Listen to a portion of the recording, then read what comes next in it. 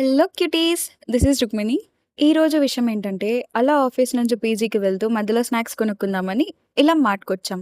అయితే తను కొన్ని చూసింది, నేను కొన్ని చూసాను. నేను చూసిన వాటిలో నాకు విచిత్రంగా అనిపించింది మాత్రం ఇదే.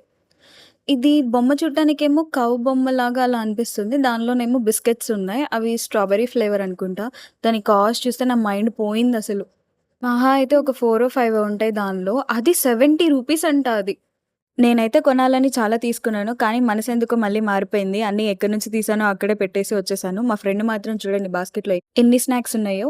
ఇంక ఫైనల్‌గా వీటితో పాటు ఒక పుచ్చకాయ తీసుకొని వెళ్దామని డిసైడ్ అయిపోయాము.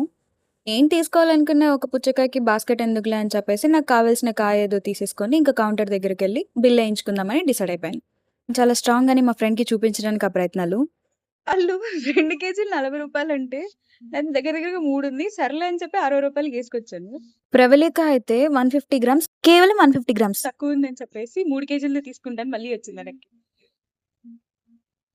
మళ్ళీ వెనక్కొచ్చింది. ఇప్పుడు నేను మళ్ళీ ఎతకాలి దానిలో ఏది మంచిగుంది, ఏది మంచిగా లేదని. నాకు పని ఇక్కడ. మళ్ళీ ఇది ఇంకో సెషన్ అన్నమాట. బిల్లేయడానికి వస్తువులు ఆడ పెట్టింది. మళ్ళీ పాస్ ఉందియా, ఉందేమో అని ఎతుక్కోవడానికొచ్చింది.